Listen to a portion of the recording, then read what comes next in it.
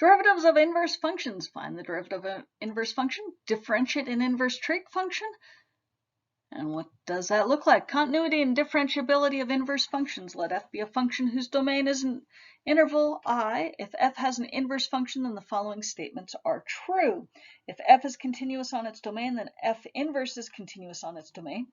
If f is differentiable on an interval containing c and f prime of c does not equal 0, then f inverse is differentiable at f of c. Proof of this theorem is given in Appendix A. And you notice we've got that line y equals x. Our inverse functions reflect across that. The derivative of an inverse function. Let f be a function that is differentiable on an interval I. If f has an inverse function g, then g is differentiable at any x for which f prime of g of x does not equal 0. Moreover, g prime of x equals 1 over f prime of g of x. And f prime of g of x does not equal 0. Another way to look at that is dy dx equals 1 over dx dy. So, example 1, let f of x equals 3x to the third minus x squared minus 8. What is the value of f inverse of x when x equals 12? So basically, I want to know when that function equals 12, I want to know what the x value is. Because if I'm doing the inverse, I know x is 12, I want to know the y value.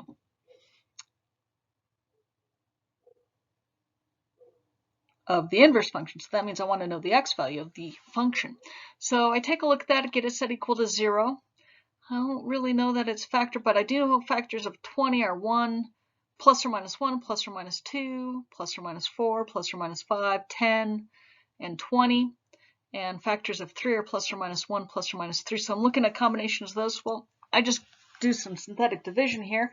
I tried 1, and you can see with synthetic division, I didn't get 0, so it's negative 18 is not 0, so that's not a 0. Then I tried 2, and I got 0 as the remainder, so that is a 0. That means I can factor it out to be x minus 2 times 3x squared plus 5x plus 10. That function here doesn't factor, so 2 would be the number that makes it 0. So f inverse of 12 is 2. Now we use that for the next part. What is the value of f inverse prime of x when x is 12? And so we want to know if g prime of 12, if f inverse of x is g of x, okay, that's going to be 1 over f prime of g of 12, so I need to know 1 over f prime of 2. Means I need to know f prime, and 3x to the third is going to become 9x squared minus 2x, and we plug in 2 to that. Gets us 9 times 4 minus 4, which is 36 minus 4, which is 1 over 32. So f inverse prime of 12 is 1 over 32.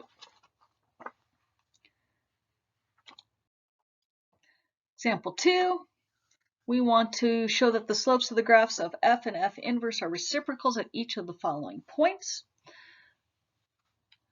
So start with f prime of x equals 6x squared. F prime of 1 is 6. Now, f inverse prime of x, well, that's going to be 1/3 times x over 2 to the negative 2/3 times 1/2, because I'm just taking the derivative of this fun thing over here, which ends up being f inverse prime of x equals 1 over 6 times x over 2 to the 2/3, which is 1 over 6 times, if I plug in 2 over 2 to the 2/3, that's 1 to the 2/3, which is 1, which gets us 1/6. So as I take a look, f prime of 1 is 6, f inverse prime of 2 is 1/6, and so they are reciprocals of each other. Do the same on the other one. F prime of negative 2 is 24. F inverse prime of negative 16 is 1 over 6 times negative 16 over 2 to the 2/3. That's negative 8 to the 2/3, which is 4. That's 1 over 24, which is the reciprocal of 24. Okay. Example 3, find the derivative of the inverse cosine function. So let's just let x equal cosine of y. Fill in our triangle here. If that angle is y, then that's going to be x, that's going to be 1, and our missing side is square root of 1 minus x squared. Derivative of both sides is going to be 1 equals negative sine of y dy over dx, which is negative 1 over sine y equals dy dx. Sine of y is going to be square root of 1 minus x squared over 1, and since it's negative, so square root of 1 minus x squared is going to go on the bottom,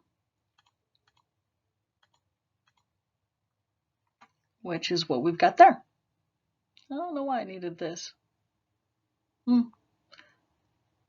Oh, probably because square root of 1 minus cosine squared is x, so square root of 1 minus x squared. It's kind of why I probably did that.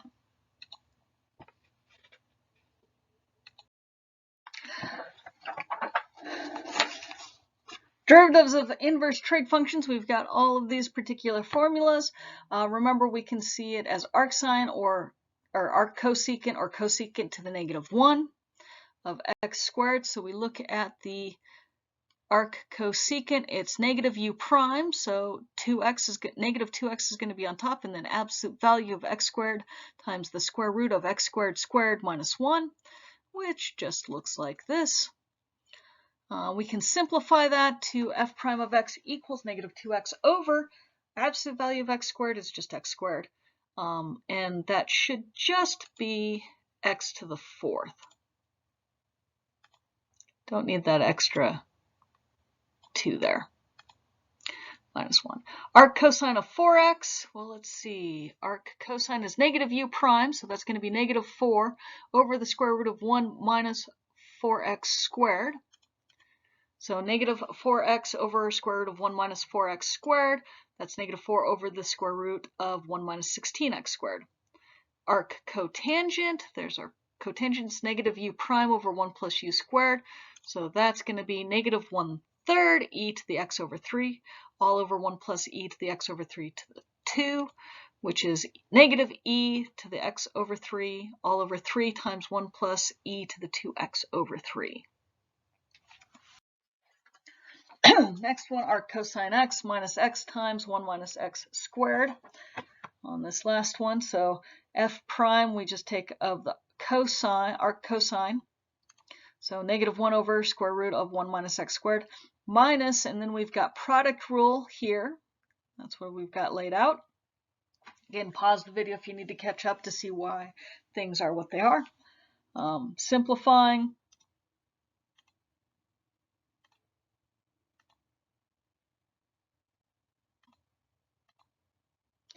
And gets us to this. So again, if you need to pause and get caught up, please do.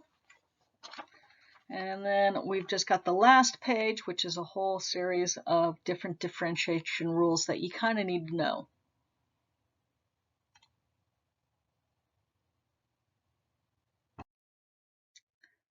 So inside front cover, inside back cover, it's someplace in your textbook.